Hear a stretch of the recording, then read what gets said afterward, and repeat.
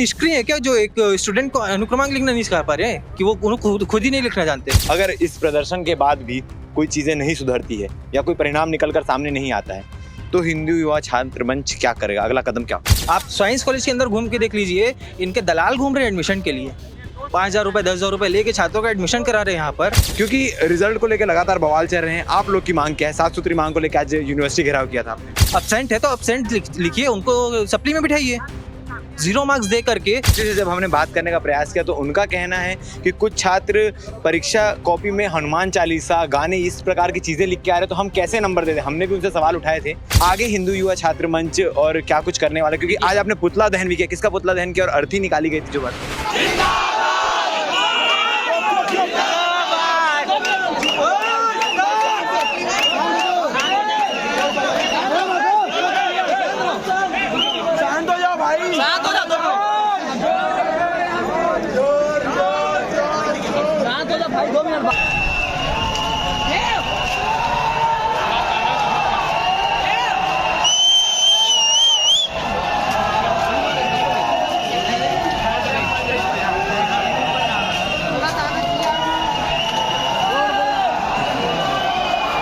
बीते दिन यूनिवर्सिटी के रिजल्ट को लेकर बड़ा बवाल चल रहा है।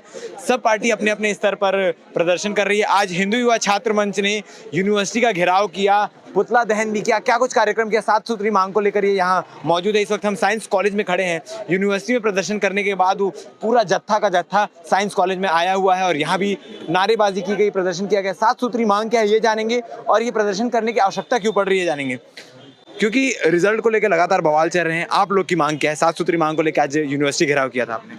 देखिए, सबसे पहला मांग तो ये था कि प्रवेश परीक्षा और परिणाम, ये तीनों प्रक्रियाओं में जो शिक्षा का आधार है कॉलेज में मुख्य, इसमें दुर्ग विश्वविद्यालय ने पूर्ण तरीके से धांधली रखी हुई है। आप साइंस कॉलेज के अंदर घूम के देख लीजिए, इनके दलाल घूम रहे हैं एडमिशन के लिए, 5,000 रुपये 10,000 रुपये लेके छात्रों का एडमिशन करा रहे हैं यहाँ पर। ये किस स्तर तक सही है? दूसरा, परीक्षा 4 दिन पहले सप्ली का डेट निकल गया है, सप्ली एग्जाम का डेट निकल गया है एग्जाम फॉर्म का, और आज उसका कईयों का विथेल्ड का रिजल्ट आ रहे हैं, तो उनके तो 1 साल बर्बाद हो गया ना। तीसरा, परिणाम को लेकर कई छात्र ऐसे जो अब्सेंट थे एग्जाम्स में, वो रीवेल में डालते उनको 0 मार्क्स दे दिए जा रहे हैं। ये किस हद तक के सही है? अब्सेंट है तो अब्सेंट लिखिए, उनको सप्ली में बिठाइए, 0 मार्क्स दे करके। और आप, हमने ये बात क्या बोलते हैं विश्वविद्यालय प्रबंधन से, कुलपति मैडम से की, तो बोलते हैं कि जो अनुक्रमांक लिखने में क्या बोलते सक्षम नहीं है उनको हम कैसे पास कर दें। मैम, तो ये बताइए, आपके शिक्षक इतने निष्क्रिय है क्या जो एक स्टूडेंट को अनुक्रमांक लिखना नहीं सिखा पा रहे हैं कि वो खुद ही नहीं लिखना जानते। यूनिवर्सिटी से जब हमने बात करने का प्रयास किया तो उनका कहना है कि कुछ छात्र परीक्षा कॉपी में हनुमान चालीसा, गाने, इस प्रकार की चीजें लिख के आ रहे हैं, तो हम कैसे नंबर दे दें? हमने भी उनसे सवाल उठाए थे। तो इस बारे में आप लोग को क्या जानकारी मिली है? देखिए, ये बात आपसे हमें संज्ञान में मिल रही है। अगर इस टाइप का कोई करता है तो वो बिल्कुल अनुत्तीर्ण होने के योग्य है, उस पर कोई प्रतिक्रिया नहीं रहेगी हमारी। मतलब आप लोग का ये कहना है कि कुछ लोगों ने जो गलतियां की हैं उनको बेशक फेल कर दीजिए, मगर कुछ ऐसे लोग हैं जिन्होंने सही लिखा है। फेल करा जा रहा है, जो जबरदस्ती उनका एडमिशन रोका जा रहा है, जिनको जबरदस्ती 0 नंबर मत दिए जा रहे हैं, ये किस हद तक के सही है? जो गलती कर रहा है उस पर निश्चित ही कार्रवाई होनी चाहिए और पूर्ण योग्य कार्रवाई होनी चाहिए। आपने जैसे सबसे पहले ये बात भी कही कि साइंस कॉलेज में दलाल घूम रहे हैं एडमिशन को लेकर, क्या आपने उन्हें देखा है, उनसे रूबरू हुए हैं? आप अभी तो ये मानिए कि हम यहाँ से निकले करके गायब हो गए होंगे, मेरे को उसका बात की जानकारी नहीं है। आप कभी भी आकर देख लीजिए, झोलादारी यहीं घूमते दिखेंगे, आपके पीछे लग जाएंगे, भैया एडमिशन कराने के। तो जैसा कि आपने एक बहुत बड़ी जानकारी दी, आगे हिंदू युवा छात्र मंच और क्या कुछ करने वाला, क्योंकि आज आपने पुतला दहन भी किया। किसका पुतला दहन किया और अर्थी निकाली गई थी जो बात? बिल्कुल, जो विश्वविद्यालय प्रबंधन की निष्क्रियता है, 2016 में इसकी स्थापना हुई और वो उस समय से 7 साल हो गए, निरंतर इनकी निष्क्रियता बढ़ती ही जा रही है। ये जहाँ पर जिस लेवल में थे उससे और नीचे गिरते जा रहे हैं। दुर्ग विश्वविद्यालय का स्तर जो था उससे और नीचे गिर गए हैं।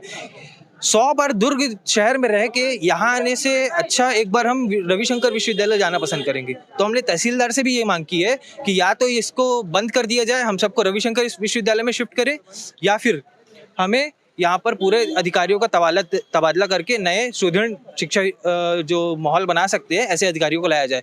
हमारे जो अर्थी निकाली गई थी वो शिक्षा छात्रों के भविष्य की अर्थी थी, जो विश्वविद्यालय की निष्क्रियता से छात्रों की भविष्य की अर्थी निकाल दी थी, उसका हम प्रतीकात्मक रूप में आज यहाँ पर सांकेतिक रूप में उसका अर्थी चलाने आए थे। तो जैसा कि आपने कहा, इस हिसाब से जब ये यूनिवर्सिटी नहीं स्थापित हुई थी, पंडित रविशंकर यूनिवर्सिटी के आधार पे सारे कॉलेजेस चलते थे, तब की व्यवस्था काफी अच्छी थी, काफी सुधीर थी। हाँ, बहुत सुदृढ़ व्यवस्था थी अब तो। हाँ, अगर हमारा कोई ऐसा परेशानी होता भी था तो एक बार जाने में वो सॉल्व हो जाता था। यहाँ पर 100 चक्कर लगाने पड़ते हैं। टोल फ्री नंबर लगा के रखे थे, कोई उठाता नहीं है, बाजू में रख देते हैं उठा के। छात्र काउंटर बना के रखे हैं, बोलती मैडम। छात्रों की पूर्ण जानकारी उनको खुद नहीं है कि हम कैसे करें। आप वो बोलते हैं कि कुलपति सर से जाके मिल लीजिए। कम से कम 0 नंबर। आखिरी प्रश्न आपसे करना चाहूंगा कि अगर इस प्रदर्शन के बाद भी कोई चीजें नहीं सुधरती है या कोई परिणाम निकलकर सामने नहीं आता है, तो हिंदू युवा छात्र मंच क्या करेगा, अगला कदम क्या होगा? मैं वही बता रहा हूँ, सभी को बताया कि आज छात्रों की भविष्य की अर्थी थी तो सिर्फ छात्र है। जिस दिन दुर्ग विश्वविद्यालय की अर्थी निकालने पे मजबूर हो गए तो इसकी 10 गुनी संख्या के साथ आएंगे। और इसको आज तो पुलिस प्रशासन की जैसे भी हो उन्होंने सहयोग किया, हम बाहर ही रुके। जिस दिन विश्वविद्यालय पे बात आएगी तो ये भी नहीं बचेगा फिर। तो हिंदू युवा छात्र मंच ने आज सांकेतिक प्रदर्शन किया और सांकेतिक प्रदर्शन के माध्यम से कई सारे मुद्दों को, अपने 7 सूत्री मांगों को रखने का प्रयास किया। और उनके कहना है कि प्रवेश में भी धांधली हो रही है, रिजल्ट में भी धांधली हो रही है, एग्जाम में भी धांधली हो रही है, सारी चीज़ों की धांधली के बारे में उन्होंने बताया। अब इस बात में कितना सत्य है, ये बात जांच का विषय है। मगर अगर ऐसा कुछ हो रहा है तो आगे चलकर हिंदू युवा छात्र मंच और उग्र का आंदोलन करेगा। और जो अर्थी छात्रों के भविष्य की निकाली गई है, आगे चलकर दुर्ग यूनिवर्सिटी की अर्थी निकालने पर मजबूर है। एक बड़ी मांग इन्होंने की है कि पंडित रविशंकर शुक्ल यूनिवर्सिटी में वापस से इस यूनिवर्सिटी को सम्मिलित करने की मांग कर दी है, क्योंकि जब से यूनिवर्सिटी अलग हुई है तब से इनका कहना है कि व्यवस्थाओं में लचरता आई है, व्यवस्थाएं सुदृढ़ नहीं हो पा रही है। आगे क्या कुछ होता है हम आपको अपडेट देते रहेंगे। तब तक के लिए भिलाई टाइम्स के चैनल को सब्सक्राइब करना ना भूलें। धन्यवाद।